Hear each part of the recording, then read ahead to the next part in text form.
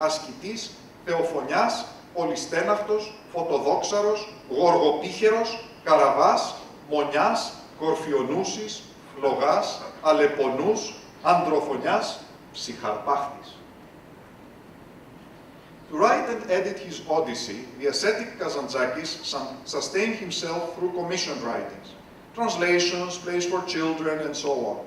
His amazing work ethic made him omnipresent.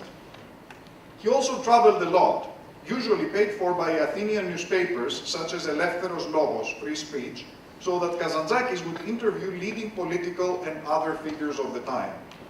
In this way, our author traveled extensively in the Soviet Union, where he was welcomed as a writer sympathetic to the communist transformation of the former Russian Empire. He also traveled to Spain, Italy, England, Egypt, where he met Cavafy, whom he quickly recognized as the most important intellectual in that land, the Sinai, the Holy Land, the Peloponnese, China, and Japan. For Kazantzakis, traveling was not just a visit to other lands. It was a way to collect the riches of the world so that they could be distilled inside him and then, passing through his own experiences and emotions, be transformed into an artistic creation. He embraced all aspects of life during his trips, by learning the languages of the places he traveled to and interacting with the most important personalities all the way to the lowest individuals. Many of his travels were motivated by the need to collect images and forms for the Odyssey. However, in the end of the day, some of his most memorable works are indeed his travel impression books, collected under the title Taxidevondas, while traveling. The 14 years, underscored by writing the Gargantuan Odyssey, saw three new persons come into the life of Kazantzakis. One was a young fellow Cretan, a novelist from Rethymno named Pantelis Prevelakis, an accomplished writer in his own right, who became a close friend, almost an adoptee of sorts of Kazantzakis, and he eventually wrote a biography of our author. The second one was the Greco-Romanian communist writer Panaiti Strati.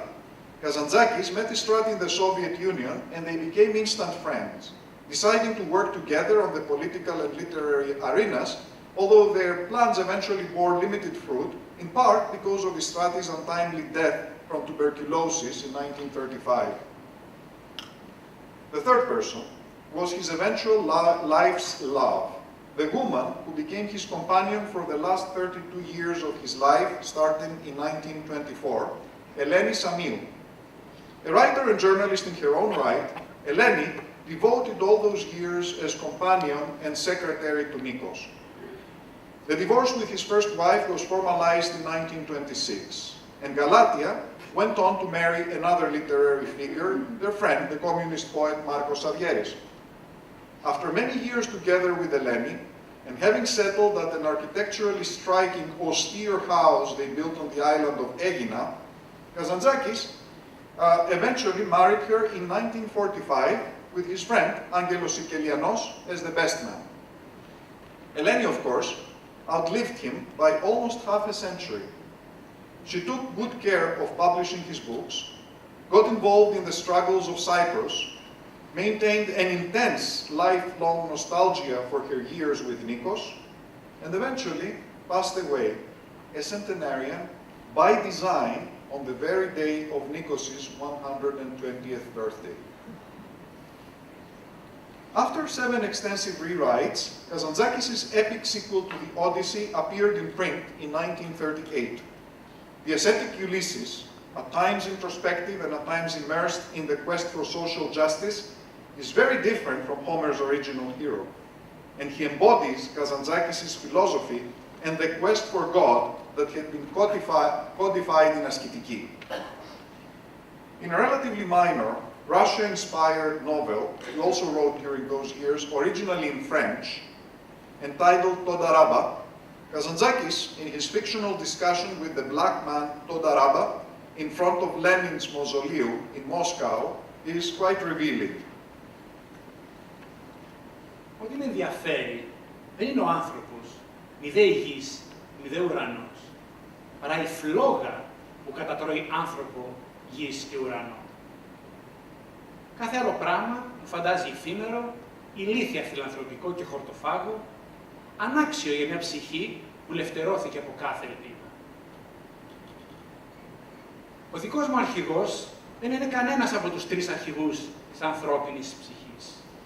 Μηδέ ο Φάουστ, μηδέ ο Άμπλετ, μηδέ ο Δον Κιχώτης, μα ο Δον Οδυσσέας.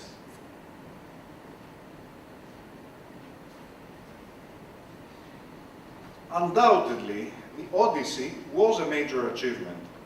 Translated into English by Kimon Fryer in the 50s, with the subtitle A Modern Sequel, it met with improbable success in the US, especially as one of the essential readings of the Beat generation. Nevertheless, by and large, it did not fare very well in its native Greece, even though it is always recognized as a landmark work of modern Greek literature. The reason for this relative lack of success was the sheer size of the work, combined with the overwhelming lexical richness, which makes it difficult to read in Greek without a lot of effort. Moreover, Kazantzakis' choice to use 17-syllable verses so as to be close to the original Homeric dactylic hexameter verses did not adapt well in modern Greek. Unlike Homeric Greek, the modern language is neither tonal nor does it distinguish between short and long vowels. That's why modern Greek folk poems are written in 15-syllable rather than 17-syllable verses. Consequently, Kazantzakis' writing appears contrived and artificially lengthened. Here's an example. 26 verses out of the 33,333, we will not do everything tonight, of the Odyssey, read by famed Greek actor Vasilis Diamantopoulos in 1992.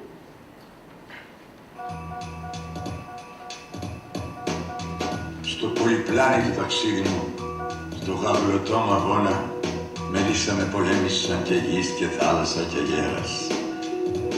Σοριάζω στην πλωτή το πείσμα μου, τις αρετές, τις Έλληνες, τα κούσα, τα στερνά, τα φτωχικά του θεομάχου ανθρώπου και απλώνω το πανί μου.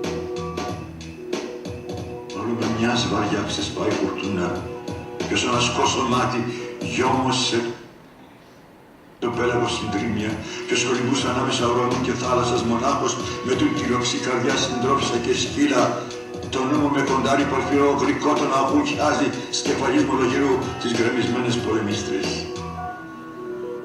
Συντρόφοι μου πάλι κι εσείς, καινούρια φύτρα του νησιού μου, στη γης δεχίνω, πίνω το κρασί, στη γιά του νου του ανθρώπου. Στρωτό αγεράκι στεριανό φυσάει, τρεμό πεξιμέστρα και αναπηδάει σαν μέγας δέλφινας το μητερό καράβι με τα μεγάλα μάτια τα ανοιχτά στην αφρισμένη πλώρα και την ανάγερτη του γάβρα ουρά, τη γαλαζοβαμένη. Βουβός μακριά το διάκι απ' τη στεριά κρατώντας Οδυσσέας. Αγάλια γάλια τη λιγάδια ζέστα φρένα το νησί του. Ξερίζουνε τα σπίτια, τα βουνά, τα δέντρα, το λιμάνι κι όλα με ορμή κυρούσαν και πέφταν στο χώνος του μυαλού του. Ξεπάτωσε έρισα όλο το νησί και το κατάπιε η μνήμη.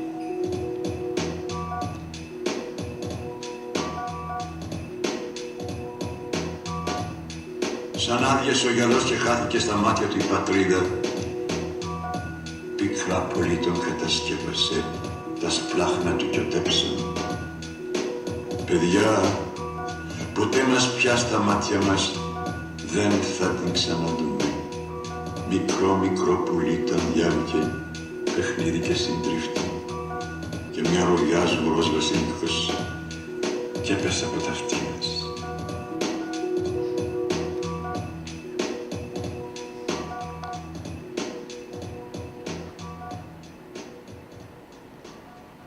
It was very aptly said by the critic Yannis Motsios that Kazantzakis is a great poet in his novels, but very prose-like and pedestrian in his verses. After publishing the Odyssey in 1938, Kazantzakis traveled to England in the footsteps of Shakespeare, but with the war looming, eventually retreated with Eleni at their home on the island of Aegina, where they endured the hardships of the war and of German occupation of Greece. During those years, Kazantzakis, ascetic and hard-working as ever, continued to make a living by writing historical plays, Julian, Constantin Palaiologos, etc. Began planning a second epic poem based on Akritas, the heroic eastern frontier epics of Byzantine times, and began a fruitful collaboration to create the landmark translation of Homer's original epics into modern Greek, together with noted philologist Ioannis Kakridis, 1901 to 92. Most significantly, however, during those dark years, Kazantzakis returned to writing novels in earnest. This was the move that would soon give him international recognition. He did this acting upon the suggestion of Eleni, and he treated novel writing almost as a form of light entertainment. However, he soon realized that novels represented a perfect way to express aspects of his own life and experiences that could not be easily placed within the strict forms of poetry and theatrical plays. The first work of this period, written within a few months in 1941 and 42 in Aegina, was το Synaxari του Zorba, Zorba's religious biography, which eventually saw the light of day as